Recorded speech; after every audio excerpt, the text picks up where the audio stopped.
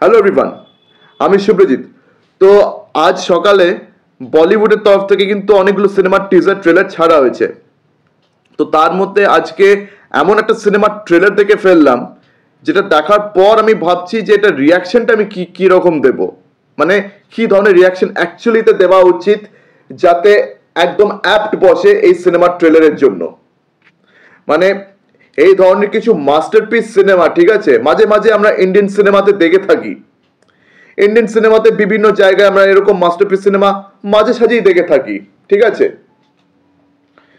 মানে এরকম masterpiece cringe cinema, ঠিক আছে, মানে মাঝে সাঝে আমরা দেখি। আর এইসব সিনেমার মধ্যে না কম্পিটিশন লেগে থাকে যে কোন সিনেমা কার থেকে কতটা খারাপ হতে পারে, কতটা ক্রিঞ্জ হতে পারে, কতটা জঘন্য হতে পারে, অ্যান্ড কতটা হাস্যকর হতে পারে।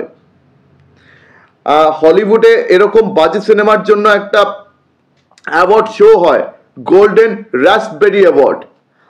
অ্যান্ড আমার এটা দরখাস্ত আছে ইন্ডিয়ান সিনেমার যতজন মানে কর্তা ধর্তাদের কাছে, যে এখানেও যেন একটা এরকম গোল্ডেন রাস্পবেরি অ্যাওয়ার্ডের যেন আয়োজন করা হয়। সেখানে সব থেকে বাজে যেটা সিনেমা হবে সেটাকে গোল্ডেন রাস্পবেরি অ্যাওয়ার্ড দেওয়া হবে।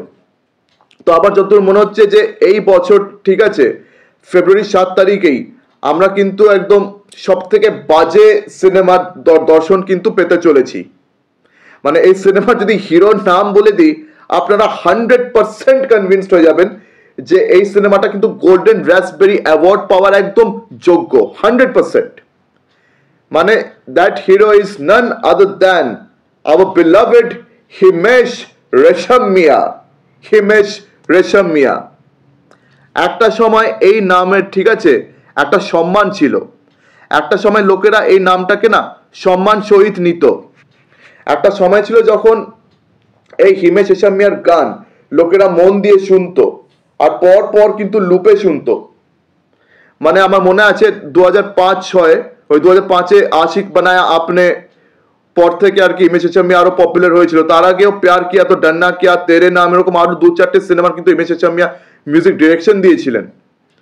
তো উনি কিন্তু খুব ভালো মিউজিক ডিরেকশন দিচ্ছিলেন, কিন্তু যবে থেকে তিনি সিনেমা করতে নেমেছেন তারপর থেকে মানে এই লোকটা না পুরো পাগল হয়ে গেছে। মানে উনি ব্যাড অ্যাস রবি কুমার এই সিনেমাটা উনি কি করে নির্মাণ করলেন, আর সিনেমা ডিরেক্টর কেইথ গোমস, আর প্রডিউসার তো সেই হিমেশ রেশমিয়া। উনি যে কি করে এই ধরনের সিনেমা নির্মাণ করছেন এটা না সত্যি জানার ইচ্ছে আছে। মানে এই লোকটা অ্যারোগেন্ট না পাগল কিছু বোঝা যাচ্ছে না। মানে আজকে এই নামটা না একদম কমেডি হয়ে গেছে, মানে নামটা শুনলেই লোকেদের হাসি পায়।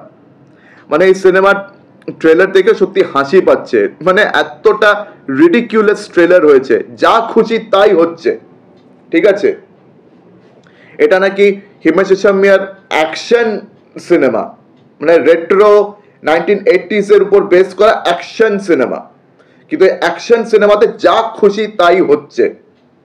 মানে বিশ্বাস করবে না, এই সিনেমাটি কিন্তু কটা নাম করা লোকজন রয়েছে, মানে তারা মানে অনেক ভালো কারণে নাম করা আছে আর কি। অনেক ভালো ভালো অ্যাক্টার্সরাও রয়েছে এই সিনেমাতে। তারা যে কি করে এই সিনেমাটা করছে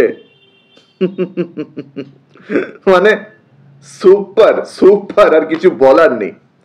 মানে পয়সা পেলে না লোকেরা ন্যাংটো নাচ করতেও লজ্জা বোধ করে না। মানে আপনি যদি কাউকে পয়সা দেন না, সে যতই মানে সম্মানীয় ব্যক্তি হোক, সে আপনার সামনে ন্যাংটো নাচ করবেই করবে। তো এই ব্যাড অ্যাস রবি কুমার হচ্ছে সেই ধরনের সিনেমা। মানে এখানে অনেক নাম করা কিছু অভিনেতাদের দেখেছি, ঠিক আছে, যাদেরকে আমরা সম্মান করি, কিন্তু তারা এই সিনেমাতে কি করে যে তারা কাজ করছে এটাই মাথায় ঢুকছে না আমার। মানে একবার ভাবুন শুধু, কীর্তি কুলহারি সাইগল মানে একজন অ্যাক্ট্রেস, তিনি আর কি অনেক কন্টেন্ট ওরিয়েন্টেড সিনেমা করেন বলিউডে, ওনার একটা ইম্পর্টেন্ট রোল আছে এখানে। তাছাড়া comedians Sanjay Mishra, Johnny liver, মানে এদের যা খুশি তাই কমেডি হচ্ছে। আর এখানে অনেকগুলো ভিলেন আছে, তবে মেন ভিলেন হচ্ছেন প্রভুদেবা। ইয়েস, এখানে প্রভুদেবার আর কি তিনি মেন ভিলেন। আর হিমেশ রেশমিয়ার মুখে সেরকম ডায়লগস, तेरे शरीर में इतना खून नहीं होगा जितना रवि कुमार एक बार में मुंह देता है।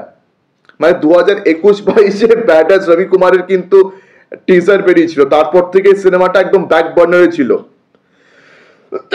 তো আমি বুঝলাম না হিমেশ রেশমিয়া কোত্থেকে ফান্ডিং পেলো এই সিনেমাটা করার জন্য। তো এই সিনেমার আজকে ট্রেলার বেরিয়েছে, মানে কোত্থেকে যে এই সিনেমার তিনি ফান্ডিং পাচ্ছেন আর কারা এনকারেজ করছে এই ধরনের সিনেমা বলিউডে, আমার না মাথায় ঢুকছে না। তো এটা একদম রোস্টেড রিভিউ ডিজার্ভ করে। মানে এরকম ঝাঁট মার্কা সিনেমা মানে শুধু জোকাররাই দেখতে পারে। মানে আমার খারাপ লাগছে হিমেশ রেশমিয়ার জন্য। এক সময় তার মিউজিক আমরা কত মন দিয়ে শুনতাম, তিনি খুব ভালো আর কি তার মিউজিক সেন্স, তিনি খুব ভালো মিউজিক ডিরেক্টর ছিলেন। এখন তিনি পুরো পাগল হয়ে গেছেন, ঠিক আছে? তার মাথায় না মানে পোকা ঢুকে গেছে, কি মানে পাগলামোর পোকা ঢুকে গেছে তার মাথায়।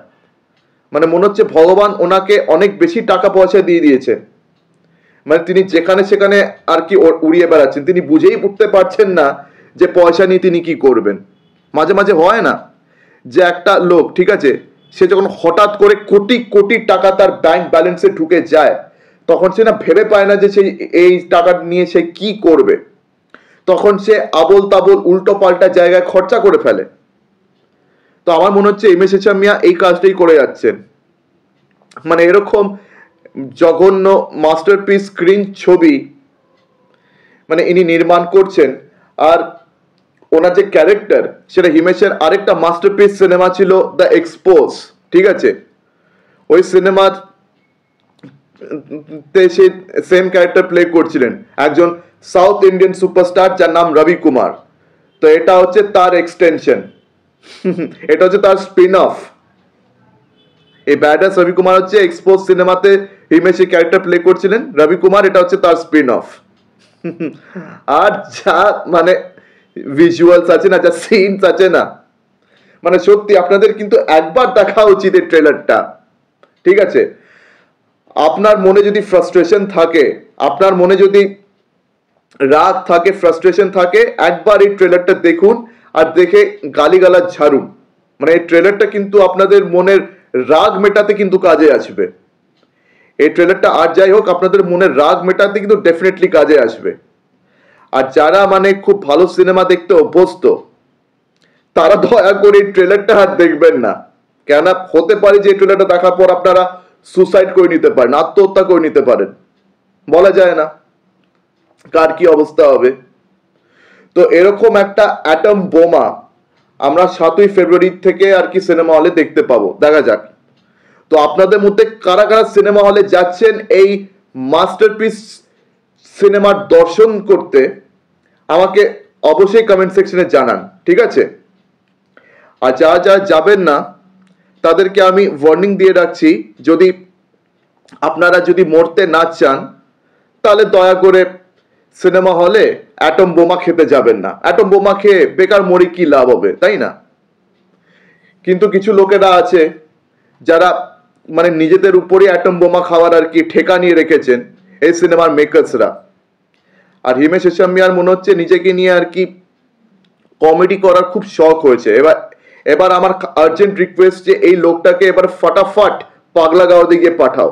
এই লোকটাকে বোঝাও যে তার মাথা খারাপ হয়ে গেছে। Bring him back to his senses. তো এছাড়া আমার আর কিছু বলার নেই। তো আপনাদের এই ট্রেলার নিয়ে কি মতামত আমাকে অবশ্যই জানান। আমার ভিডিও ভালো লেগে থাকলে লাইক করুন, বেশি বেশি করে ভিডিওটি শেয়ার করে দেবেন, আর হ্যাঁ আমার চ্যানেলটিকে অবশ্যই সাবস্ক্রাইব করুন। তো আজকের দিনের মতন টাটা, চোখ রাখুন পরবর্তী ভিডিওতে। ধন্যবাদ।